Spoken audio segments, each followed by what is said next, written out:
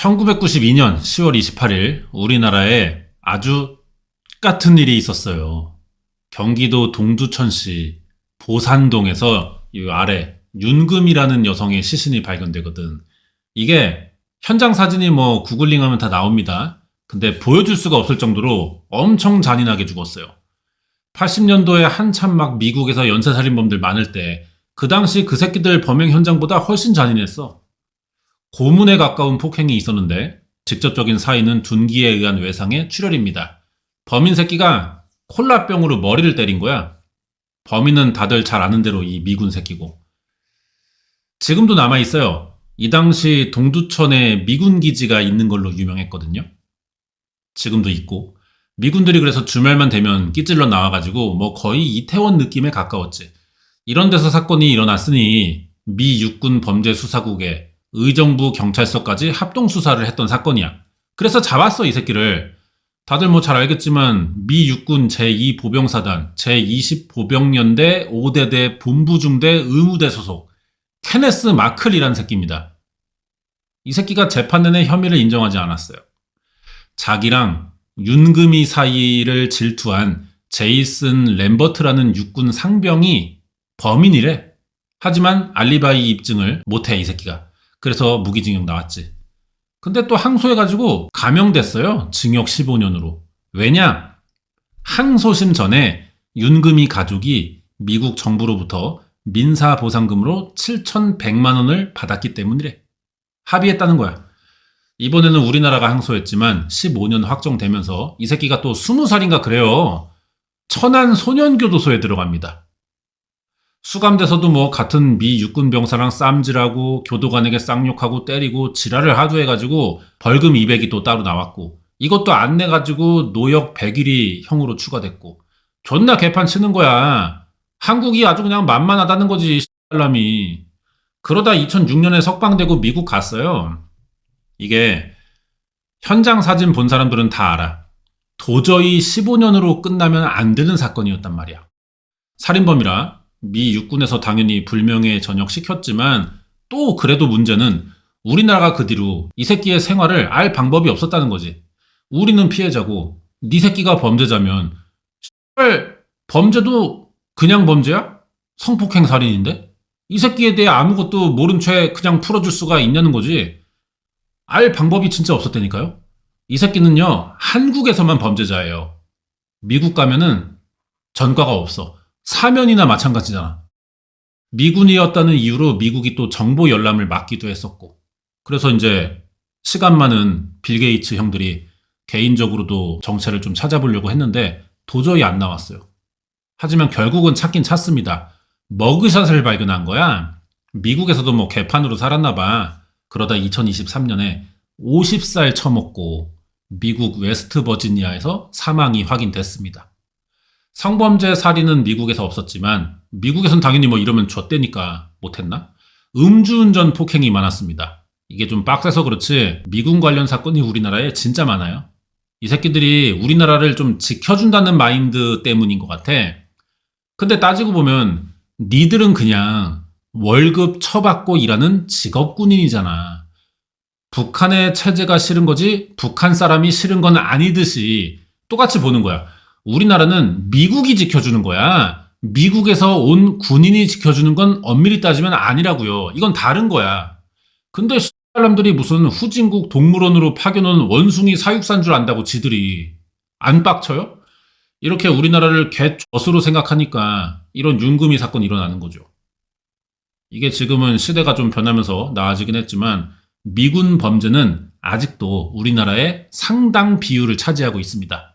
지금 주한미군 소속 군인이 우리나라에 28,500명 정도 된대요. 숫자가 꽤 있다 보니까 별 희한한 새끼들이 또 많이 와 있기도 해. 그러면 우리나라는 이런데 옆 동네 일본 어떠냐? 여기도 미군이 있거든요. 한 4만 명 주둔했어요. 비슷해, 꼬라지가. 윤금이 사건 3년 만에 오키나와에서 미군 3명이 12살 일본 여자애를 집단으로 납치 성폭행한 적이 있었습니다. 근데도 미일 지휘 협정 때문에 일본이 처벌을 못했어요. 우리는 그나마 했지만.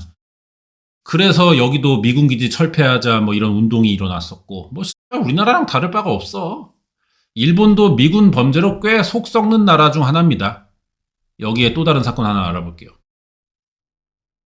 2016년 4월 28일 오후 8시인데 오키나와 우루마시에 사는 20살 회사원입니다. 시마부쿠로 리나. 같이 사는 남친에게 잠깐 나갔다 오겠다고 라인으로 메시지 보냈어요. 남친은 아직 퇴근을 안 한 거야. 남친이 무슨 일 하는지 모르겠는데 새벽 2시에 지금 집에 들어간다고 답장했거든요. 리나가 읽긴 합니다, 이걸. 일이 사라졌어. 근데 답장은 안 왔대요. 남친은 2시 40분에 들어왔거든. 리나는 집에 없었어요, 이때도. 많이 늦은 시간이잖아. 걱정되니까 다시 여친에게 아직 바뀌냐 라인 보냈지. 이번에는 리나가 메시지를 읽지도 않아요. 남친은 아침까지 기다렸는데 결국 안 돌아오니까 리나 가족에게 연락했고 가족이 실종 신고하면서 수색이 시작된 건데 오키나와가 작습니다. 제주도랑 비슷한 크기고 인구는 2배쯤 되지만 사람 사는 동네가 뭐 다 범죄 일어나죠. 근데 여기는 지역도 좁고 제주도 2배 인구라고는 했지만 그래도 많은 숫자는 아니야. 애초에 범죄가 많지 않은 지역이라 실종 같은 큰 사건은 거의 없어요. 이런 데서 성인 여성이 실종됐으니 범죄 정황이 당장은 안 보이지만 경찰이 바로 수사를 시작했어. 리나의 스마트폰 위치 정보 봤거든요. 집에서 2km도 안 떨어져 있어요. 마지막 신호가. 남친이 집에 들어오던 2시 40분에 끊긴 거야. 스마트폰을 아마 껐다는 얘기 같아요. 경찰은 집에서 이 장소까지 가는 길에 CCTV, 지나간 차 300대를 다 확인했어요. 그래서 수상한 차 하나를 찾았는데 이 차 주인이 일본인이 아니야. 신자토 케네프 프랑클린이라고 32살짜리 흑인입니다. 이 새끼야. 프랭클린은 주일미군 주둔지인 가네다 공군기지에서 인터넷 설비하는 회사 계약직으로 일하는 전 미 해병대 출신입니다. 경찰이 찾아오니까 좀 놀라더래. 차 수색했지. 리나 DNA 나왔어. 사건 20일 만에 경찰은 프랭클린을 체포했고 자기도 다 자백했어요. 그날 한 2-3시간 운전하면서 피해자를 찾아다녔고 그러다 밤 10시쯤 길 걸어가는 리나를 발견했대. 애초에 이 새끼가 성폭행할 목적으로 사람을 찾으러 다녔다는 얘기야. 차에서 내려가지고 리나를 뒤따라가다가 30cm짜리 나무로 만든 방망이를 뒤통수에 내리쳤대요. 그래서 쓰러진 걸 풀숲으로 끌고 가 목 조르고 어깨 후면, 무릎 뒤를 칼로 찌른 뒤 차로 다시 데려갔대. 이 새끼 범행 노하우가 지금 있어요. 어깨랑 무릎을 노렸다는 게 뭐야. 사지를 움직이지 못하도록 했다는 얘기잖아. 목을 조른 뒤에 이랬다는 거 보니까 교살에 실패해서 일단 무력화시키고 차에 태운 것 같은데 또 원래 목적인 성폭행 시도는 없었대요. 다시 차로 이동하다가 보니까 리나가 사망했대. 그래서 여행용 가방에 담아 유기했고 뭘 보고 그런 건지 모르겠지만 차에 범행 흔적을 지우려고 소금을 뿌려 내부를 청소했대. 아무 의미 없는 짓이죠. 이래도 다 혈흔 자국 이런 거 나옵니다. 여기까지가 범행 과정인데 시신 나왔어. 지가 자백했어. 수사 내용이랑 다 맞아. 경찰의 일은 여기까지죠. 재판만 하면 되는 거야. 그 전에 프랭클린 이 새끼 대체 뭐하는 새끼냐는 건데 2007년부터 미 국방성 사무원으로 근무했어요. 그러다 2011년에 해병대 들어가서 지가 지원한 건지 갑자기 가네다 주일미군 기지로 근무지가 바뀌어. 전투병과가 아니야. 주로 비품 관리, 격리, 동계산, 행사 운영 같은 거 담당했는데 2014년에 제대했지만 계속 일본에 남아서 자기가 있던 공군 기지에 인터넷과 케이블 TV 공급하는 회사 계약직으로 취직을 한 거야. 더 어이없는 거는 이 새끼가 사건 몇 년 전에 일본인 여자랑 결혼했고요. 애 낳은 지도 1년이 안 된 상태더라고. 아까 이름이 신자토 케네프 프랭클린이라고 했잖아. 신자토가 아내 집안 성씨예요. 오키나와에 신자토 성이 많대. 우리나라도 제주도에 고씨 많잖아. 그런 느낌으로 보면 될 것 같고. 아무튼 신자토 가족의 사위로 들어가면서 이름을 바꾼 거야. 보통 남편 성을 아내가 받게 되잖아. 근데 얘처럼 무조건 그런 건 또 아니죠. 왜냐면 이 새끼가 일본 사는데 일본어도 못하고 아내 가족의 도움으로 살았거든요. 지가 기어 들어가야지 뭐 어떡하겠어. 그래서 아내 성을 쓴 것 같아. 이 새끼가 2016년부터는 장인이 직접 지은 집에서 아내 부모랑 같이 살았대요. 뭐 인종차별은 아니지만 동양인이 흑인이랑 사귀어요. 그것도 여자가. 이러면은 아직 좀 좋게 보기는 어려워요. 동양에서의 사회 분위기가. 2013년에 프랭클린이 제대하기 전입니다. 아내가 간병인으로 일하던 사람인데 뭐 환자랑 병원에서 만난 사이 이런 것도 아니에요. 채팅하다 알게 됐대. 어떻게 채팅으로 흑인을 만나서 사귀다가 결혼할 수가 있어. 막상 만나고 보니까 좋은 사람이다 싶으면 뭐 그럴 수도 있겠지만 아직은 이 사회가 좀 색안경을 낄 수밖에 없는 게 사실이잖아요. 결과적이지만 성폭행 살인을 한 새끼인데 사귀면서 이상한 거 못 느꼈나 싶기도 하고 이 여자 상태를 좀 한 번은 생각해 보게 되는 지점 같기도 합니다. 아니 그러면은 뭐 결혼도 했어. 애도 낳았고 처가에서도 잘해주잖아. 뭐가 아쉬워서 지랄을 했냐는 거예요. 이 새끼 출생을 보니까 뉴욕에서 태어나긴 했는데 극빈층이야. 아빠 없고요. 엄마 혼자 키웠거든요. 그냥 뭐 후드 새끼인 거지.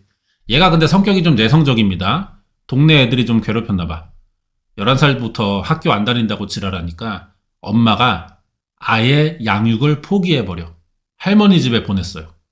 여기서 또 어떻게 다시 학교 다녀가지고 대학은 나오더라고. 그리고 국방부 사무원으로 취직했다가 해병대 지원했어. 이 새끼가 해병대를 가는 자체부터가 잘못된 거예요. 정신장애가 있었대. 어릴 때부터 환청이 들린다고 지가 말을 해왔대요.